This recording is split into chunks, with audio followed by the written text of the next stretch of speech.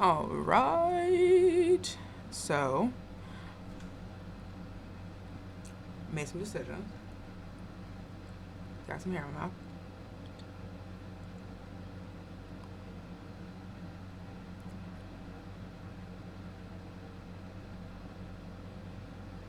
Golly. Okay. All right. Made some decisions. Yeah. Yeah. Um, I've decided to break this book up by emotional regulation.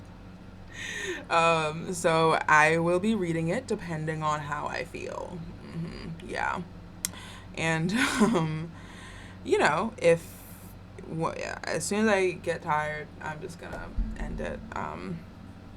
And so, because this is pretty heavy stuff, and I want to make sure that I'm not rushing through it, but that I'm also just, yeah, yeah. Okay. So today, finding freedom, Jarvis Jay Masters. Um, we are getting into Pablo's wish, and that is on page 11. Okay. I knew something wasn't right when I left my cell that morning to go to the yard. It was nothing more than a feeling, a convict's instinct, perhaps as I observed the strange maneuvering of some other prisoners also making their way down to the lower yard for 3 hours of exercise time. I had been in San Quentin less than 2 years, but by then I had seen more than enough to realize as I passed through the lower yard gate that a hit was going to come down. Someone was going to be stabbed. It was no business of mine.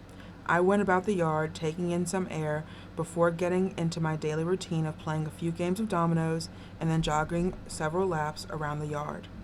While jogging, I spotted a familiar old face and smiled in a misery loves company kind of way. I hadn't seen Pablo since the early spring of 1972. In those days, we had both been juvenile delinquents who always showed up in the same corridors of juvenile hall. We liked it there, when we'd once joked. Damn, Pablo, is that you? Where have you been, dude? I asked, elated to see my old road dog and friend squatting down against the south block wall, puffing on a cigarette. I could tell that he had just arrived at San Quentin and didn't know his way around the exercise yard. He seemed nervous. Hey, Jarvis, said Pablo, with with obvious surprise. How you doing, man? Shit, man. I haven't seen you in ages. I thought you were dead. How long's it been? 10, 15 years?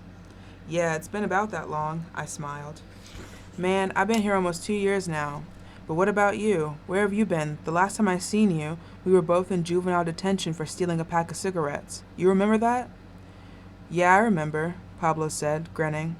We crawled out of the dormitory that night and got caught trying to steal a pack of camels out of the counselor's shirt when we thought he was sleeping. Pablo laughed.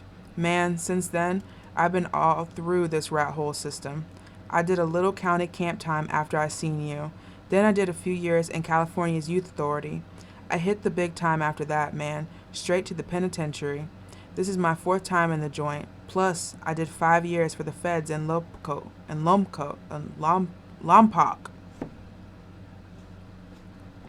How much time do you have now?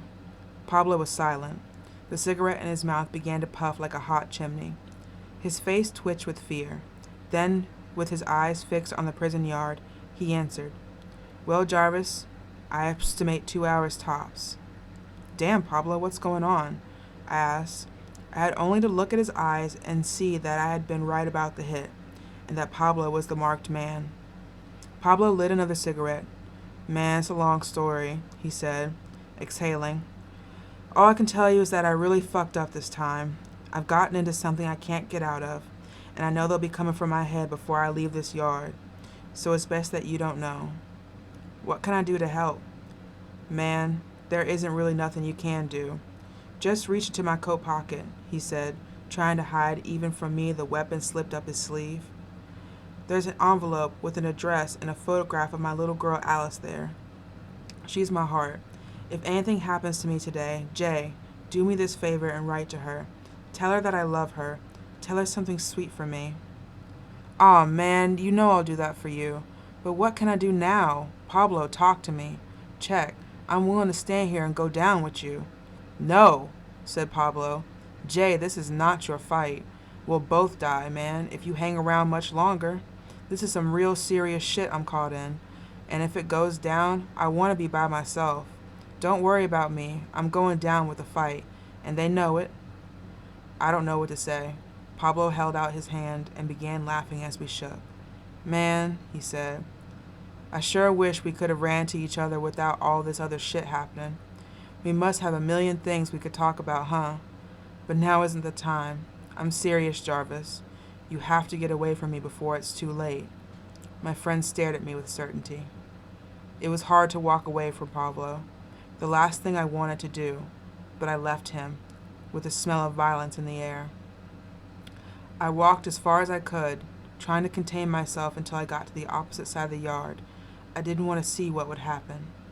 Almost an hour passed, then all the nerves in my body quivered at the sound of a prison alarm shrieking, like an out-of-control bullhorn on the lower yard.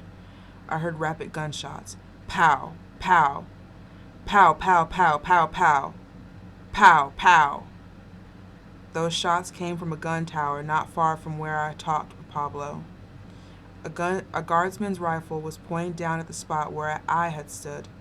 I knew instantly that Pablo was dead. My mind froze. It was days later, after the prison came off with a major lockdown that kept us all confined to ourselves for investigation.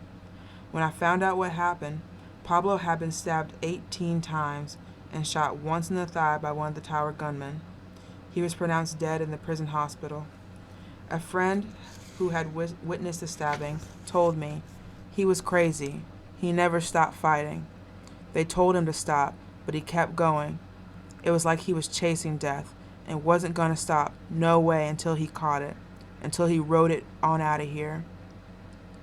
A week later, I lay on my bunk, trying to find words for Alice. I wanted to write a beautiful letter saying I thought her father had wanted to express. Until that night, I had never opened the envelope I had taken from Pablo's pocket because I didn't want to come face to face with her. What right did I have when I should be dead with him? I finally brought it out of hiding and looked at the photograph. I could see in the dim light of my cell that Alice was a lovely girl with a strong resemblance to her father. I stared at the picture for some time, trying to compose a letter in my head. Then I turned it over. The writing was very legible. Dear Alice, your dad loves you. When you get this, my troubled life will have probably ended, but certainly not my love. Alice, with this photo, please know how I've always held on to you and have kept you always in my heart. I love you. So take care, my darling, and please forgive me for all my wrongs. I wasn't a real father to you. Love, Pablo. Pablo had already said it all.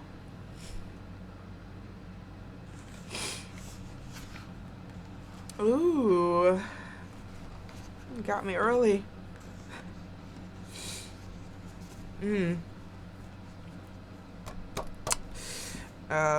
As someone who wasn't close, I was never close with my own father, but he essentially lived in the prison system, and some would argue preferred it there.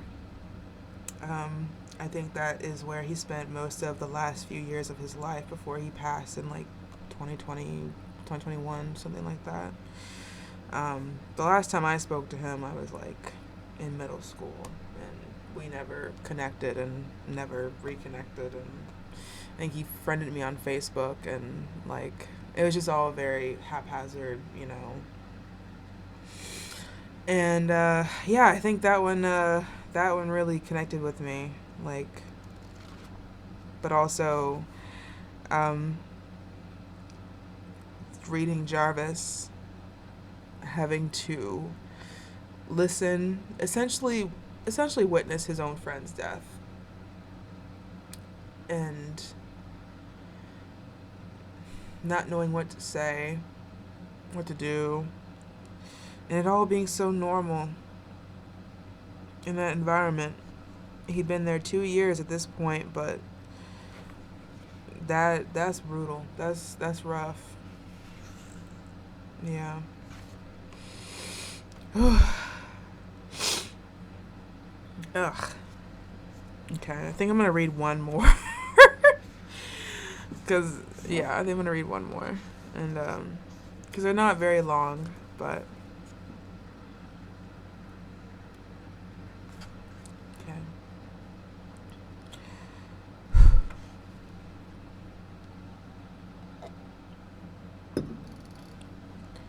The man who talks to himself. Say Mookie, I said from the next cell. Now I see you be talk. The man who talks to himself. Say Mookie, I said from the next cell. Now I see who you be talking to these days. When I walked past your cell, I seen you standing at the back, looking at all those pictures, going on and on. Yeah, said Mookie, laughing. They're who I be kicking it with. Can you hear me over there? Man, I said, I hear you day in and day out, holding long conversations, and I'm beginning to think you're losing your mind. Nah, man, said Mookie. It's not like that. You see, all these beautiful women I got here on my wall, they're a part of me. This is my posse, man. You losing it, Mookie, I said. I really think you're falling off the deep end. Nah, man, Mookie said. I know all these women personally. Those pictures been torn out of magazines, I said. So don't drag on me that you know any of these women personally. That's a bunch of bullshit. That's not what I said, Mookie said. Well, what are you saying? Well, it's a thing like this, said Mookie. Now, you take, for example, the picture you caught me kicking it with when you walked by my cell. Her name is Marie. When I seen her in Vogue magazine, I clipped her out of the limelight and brought her into my world. I asked her, did she want to be part of me? And she said, yeah. So I placed her on my wall. So what you're telling me, I said, is that all these women you got on your wall agreed to be a part of you? Yeah, Mookie said. Man, now you're getting it. But check, none of them know each other. They're all different, with different personalities. How do you know that none of them know each other? I asked Mookie. Man, because they all come out of different magazines. It'd be stupid of me to be involved with 2, 3, or 5 women, and they all know each other. Well, okay, I said. But what do you mean by saying they're all different? Let's take Marie, for example, Mookie explained. She's my old lady, man. All she wants me to do is stay at home, and she's always bugging me about fixing shit around the house. She's a good woman, don't get me wrong. Whenever I need to talk about my future, our future, she's the one I spend time kicking it with. We've been together, had to have a baby for the past year. Is that right? I said. Yeah, man. You know something else? Marie is the only woman I could trust with my money. She pays all the bills and shit like that. That woman has a real good heart, you know. You're really serious, aren't you? I asked. Why would I lie? Mookie replied. It's the truth. Marie is a good woman. No, I wasn't talking about that. Well, never mind, I said. Mook, you know something? You crazy. I'm not crazy, he said. I'm just serving you the real. I just got it going on over here. Okay, I said. Now what about all those other pictures on your wall? What about them? Mookie laughed. I met Susie at a bar. She loves a party, likes fast cars, and is always trying to get me to spend money on her slick self. She's basically materialistic, and man, she's a total freak. The only good thing about Susie is having her on my arm when I go to parties. I love her, but she's not my everyday type. What do you mean she isn't your everyday type? I asked. Well, she's cool and all that, Mookie said, but she's just a bit too fast and wild. Plus, she's forever wanting things, perfume and fur coats and all that stuff. So where'd you get her picture? Oh, I cut her out of Hustler magazine. Who were you talking to last night? I asked Mookie. I heard you talking to somebody. Who was I talking to? Mookie mumbled. Oh, I know. I was kicking it with Debbie. Who's Debbie? Debbie is in college. I've been with her for about 9 months. Well, what was you guys talking about last night? I was trying to convince her to stay in school. She wanted to quit. That thing about Debbie is that she has a real good head on her shoulders, and all that she really needs is encouragement. How did you meet her? I was Debbie's first love, Mookie said. She's the one I think of the most. Why is that? She lets me in on all her decisions, and she listens to all my opinions. She listens to me a lot more than anyone else, I suppose. So where did you get her picture? I asked. I got her at a Playboy. Tell me something, Mookie, I said. Do you know all these other women as well as you know the ones you've told me about? Oh, yeah, said Mookie. I know every single one, man. Looky here. I wouldn't have a woman's picture on my wall if I didn't know her. That would be crazy. It would, I asked. Yeah, man. I'm not crazy. Yeah. Sorry. Yeah, crazy, man. I'm not crazy. Sometimes when you hear me talking, I may sound a little crazy, especially when I'm arguing with Loretta. Who's Loretta? I asked. Oh, man, said Pookie. Mookie? I said Pookie. Oh, man, said Mookie. Loretta is a hard-headed female that got my baby. Where'd you get her picture from? Man, I got her at a Penthouse magazine. But anyway, that doesn't make me crazy. I've been talking to my women for the past 5 years. After being here for 10, people think I'm crazy. But now you know I'm not. Well, how do I supposed to know this? I asked Mookie. Because now you know who I be talking to, Mookie said. You see, only the fools who can hear me but don't know who I'm talking to are the ones who think that I'm crazy. And I'm not.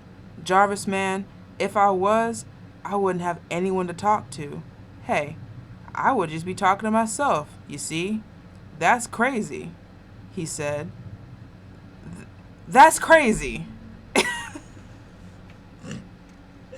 I'm glad I kept reading. That was great. That was great. Go Mookie. I don't have any opinions on that story. No, I mean, hey, you do what you have to survive. That's that. Okay. I think I'm gonna put that one down for today. Yeah, and actually, you know what? I'm kind of want to stretch it off a little bit longer. So, yeah. I'll try to do like 3 of the essays tomorrow. There aren't that many, honestly. So at a certain point, we're gonna get into like poetry, and then he's got his letters in here as well. So it's pretty good stuff. We're gonna get a little bit of everything.